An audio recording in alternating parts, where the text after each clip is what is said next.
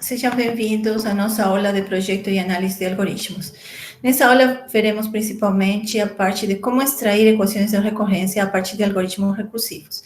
Primeiro, veremos equações de consumo de tempo, depois equações de recorrência e alguns exemplos.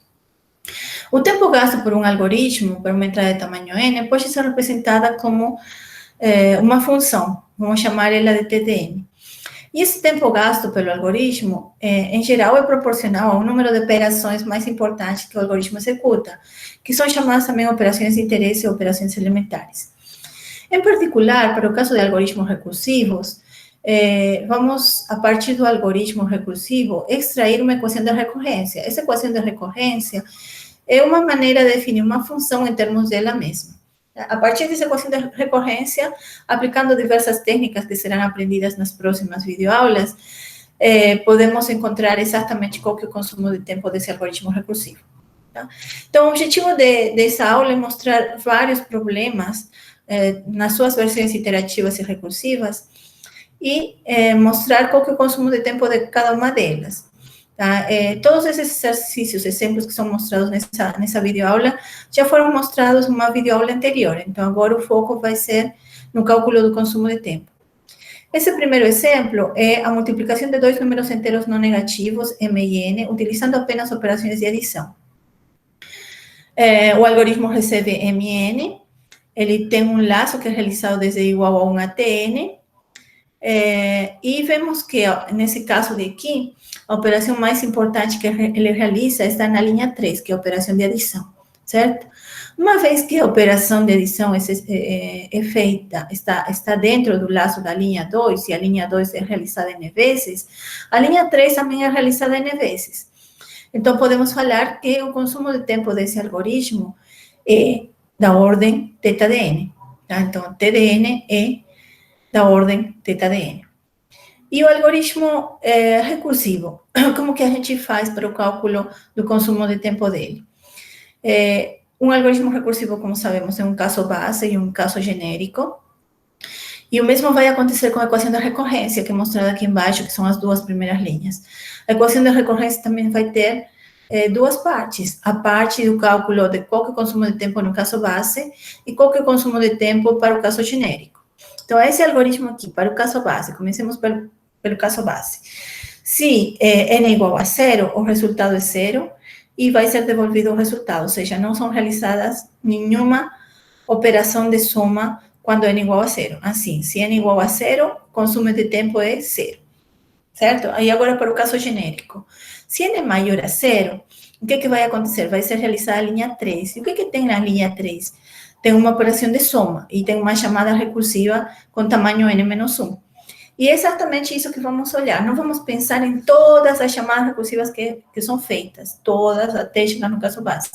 Vamos tirar uma foto dessa chamada apenas, e a partir dessa chamada, identificar qual que é a nossa equação de recorrência para o caso genérico. Como que é feito isso? Então, primeiro vemos quantas chamadas recursivas são feitas. Apenas uma chamada. Tá bom, então, eu vou colocar aqui 1, tá? Que representa o número de chamadas recursivas. O que mais? Essa chamada recursiva que é feita pelo algoritmo, para que valor é feito? Para que parâmetro é feito? Para n menos 1. Então, eu vou colocar aqui que eu quero encontrar qual que é o consumo de tempo para n menos 1, que seria esse t de n menos 1, certo?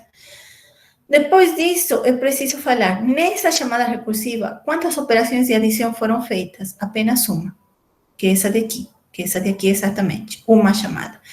E dessa forma, vamos especificar, de maneira genérica, com essa equação de recorrência, quantas somas são feitas pelo algoritmo para uma entrada de tamanho n. Então, o que estamos falando é, para uma entrada de tamanho n, o algoritmo faz uma soma mais a quantidade de somas feitas para uma entrada de tamanho n menos 1. É isso que estamos falando aqui. Vejam que ele não fala qual que é exatamente o consumo de tempo do algoritmo. Ele não fala essas duas equações de recorrência, a equação da recorrência, incluindo o caso base e o caso genérico, ela não fala exatamente quanto que o algoritmo consome. A gente vai precisar aplicar algumas técnicas para encontrar a solução dessa recorrência. Tá? Aqui eu estou mostrando, então, aqui nessa última parte, qual que é a solução dessa recorrência. Tem várias técnicas para encontrar a solução. Nesse caso, a solução é que o consumo de tempo do algoritmo é da ordem θdn, certo? Passamos para o segundo exemplo. O segundo exemplo é calcular o fatorial de um número. Novamente, para calcular o fatorial, eu preciso identificar qual que é a operação mais importante. Nesse caso, a operação mais importante é a multiplicação, que está na linha 3. E a linha 3 está dentro do laço da linha 2. E a linha 2 é realizada N vezes. Portanto, a linha 3 também é realizada N vezes. E assim, podemos afirmar que o consumo de tempo desse algoritmo é da ordem θdn. E a versão recursiva dele? Na versão recursiva, temos que ver o caso base, certo? Se o n é igual a 0, ele devolve 1, e se não, ele devolve n vezes o fatorial de n menos 1. Como fazemos? Identificamos primeiro, para n igual a 0, que é o caso base, quantas multiplicações são feitas? Vai entrar na linha 1 e 2? Nenhuma. Então, é 0, certo? E para n maior a 0, quantas operações de multiplicação são feitas? Aqui é feita uma operação de multiplicação e é feita a chamada recursiva para n-1, ou seja, eu vou colocar aqui uma chamada recursiva com parâmetro n-1, mais uma operação de multiplicação realizada nessa chamada. Então, eu vou ter agora a minha equação recursiva completa, certo? Então, o que eu estou falando aqui é que, para o caso genérico, eu faço uma multiplicação mais a quantidade de multiplicações feitas para n-1. Se resolvemos essa equação, vamos obter que Tdn é também da ordem θdn. E a sua versão, aí agora passamos a um outro exemplo. Já terminamos a parte do fatorial, né, do problema do fatorial. Passamos a um terceiro exemplo, o Fibonacci, que vimos também em outra aula. Essa versão aqui é uma versão iterativa, apenas para lembrar rapidamente, que usa um vetor para guardar os valores e não ter que recalcular os valores do Fibonacci. E nesse vetor, que é um vetor que inclui desde a posição 1 até a posição n, a gente vai guardando os valores. Então, por exemplo, o fatorial de 0 está na posição 1, o fatorial de 1 está na posição 2. Se eu quero calcular o fatorial de 3, eu tenho que verificar qual que é o valor do fatorial de 2 e o fatorial de 1 e fazer a soma. E assim por diante, né? Se eu quero calcular o fatorial de n, eu preciso realizar todas essas operações aqui desse laço, né? E aí, então, eu quero saber quanto que consome esse algoritmo iterativo, que usa esse vetor para guardar os valores pré-calculados antes. Quanto que consome? Então, vemos que esse algoritmo, a operação mais importante aqui é a soma, tá? Que está na linha 6. E essa linha 6 está dentro da linha 5, que é um laço que é feito desde 3 até n mais 1. Ou seja, aqui são feitas quase n iterações, né? Quase, não é exatamente n. Então, podemos falar aqui que a linha 6 consome n, tá? E assim, podemos falar que o consumo de tempo do algoritmo é da ordem θdn. Vejam que esse algoritmo é da ordem θdn, né? E agora a versão recursiva do algoritmo que fizemos em alguma das aulas, diretamente a partir da descrição recursiva do Fibonacci. Essa versão é assim: se n é menor ou igual a 1, devolva n, e se não, devolva o Fibonacci de n menos 1, mais o Fibonacci de n menos 2. Como extraímos a partir desse algoritmo recursivo a equação da recorrência? Primeiro vemos o caso base. O caso base é quando n é menor que 1, certo? Vou botar aqui. Quando n é menor ou igual que 1. Quando n é menor ou igual que 1, não é feita nenhuma operação de interesse, que é a soma, certo? Só vai ser realizada a linha 1 e 2, então, portanto, tenho zero somas. E quando n é maior a 1, vai ser realizada a linha 3. Nessa linha 3 são feitas duas chamadas recursivas, só que essas duas chamadas recursivas estão sendo feitas com parâmetros diferentes. Então, eu vou ter uma chamada com n-1 e outra chamada com n-2, que é exatamente o que está aqui. Uma chamada com n-1, uma chamada com n-2. E quantas operações são feitas nessa chamada? Apenas de soma, uma, certo? Essa, então, a minha equação de recorrência. Resolvendo essa equação de recorrência, vamos encontrar que o consumo de tempo desse algoritmo é θ de 1,6 elevado a n, ou seja, é um algoritmo exponencial, né? É um algoritmo que consome, o consumo de tempo dele é exponencial, tá? Então, é uma implementação ruim, né? Vimos que existe a outra implementação anterior que não é exponencial, que é θ de n, é linear, tá? Então, essa implementação podemos ver que é melhor que a implementação recursiva, certo? E agora passemos a um quarto exemplo. Esse exemplo daqui é de um algoritmo que não faz nada interessante, tá? É só para mostrar como extrair equações de recorrência a partir de um algoritmo qualquer, recursivo. Tá? Então, seja TDN o número de vezes que a atribuição C igual a zero é executada por uma chamada do algoritmo algo, determine qual que é a equação recursiva do consumo de tempo desse algoritmo. Tá? Então, vemos aqui. Esse algoritmo, ele tem um caso base, que seria a linha 1 e 2, se n é menor ou igual a 1, devolve 1, e a linha de interesse aqui está na linha 6. Então, queremos saber quantas vezes são realizadas, quantas atribuições desse tipo aqui são realizadas pelo algoritmo, no total para uma entrada de tamanho n, isso que queremos saber, tá? Essa linha 6, vejam que está dentro do para da linha 5, e esse para da linha 5 está dentro do para da linha 3, certo? Então, a gente vai ter que avaliar todas essas coisas. Primeiro, comecemos pelo caso básico, que é o mais simples. Então, para n menor ou igual a 1, eu devolvo 1, ou seja, não é executada a linha 6. Portanto, o consumo de tempo para n menor ou igual a 1 é zero. Eu poderia ter colocado aqui t de n igual a zero para n menor ou igual a 1, que é o mesmo que está aqui, t de 0 igual a t de 1 igual a zero, certo? E para o caso genérico, o que fazemos? Primeiro verificamos quantas chamadas recursivas são feitas. Então, aqui está a chamada recursiva algo, mas esse algo está dentro desse para. E esse para é realizado de 1 até 8, ou seja, é realizado 8 vezes. Portanto, eu vou ter 8 vezes, isso aqui, né? Esse 8 vezes a chamada, o consumo de tempo das chamadas recursivas, tá? É feita uma chamada recursiva para n meios. Então, aqui eu vou colocar t de n meios, certo? Parâmetro da chamada recursiva. E depois temos que adicionar a quantidade de operações, nesse caso de atribuições, que são feitas nessa chamada, certo? Sem pensar em todas as chamadas, só nessa. Nessa chamada, eu vejo que a linha 6 está dentro do para da linha 5, que está dentro do para da linha 3. Então, aqui. Na linha 3 são realizadas 8 vezes. A linha 5 é realizada de 1 a n ao cubo, então é realizado n ao cubo vezes. Então, no total, vou ter 8 vezes n ao cubo, certo? E aqui é uma chamada, uma atribuição só, né? Então, vai ficar 8 vezes n ao cubo, mais 8 vezes n ao cubo. Então, vejam que o processo de extrair equação de recorrência é igual para todos os algoritmos recursivos. Começo pelo caso base, resumindo, né? Depois vejo quantas chamadas são feitas, chamadas recursivas, com que parâmetros são feitas essas chamadas recursivas, e depois quantas vezes nessa chamada é feita a operação de interesse do algoritmo, certo?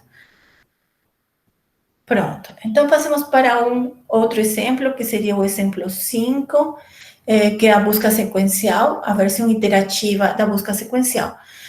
Nesse exemplo, o nosso vetor é dado em forma crescente, e o que queremos é encontrar a posição J onde o elemento X está, ou a posição J onde o elemento deveria estar, caso ele não esteja, né?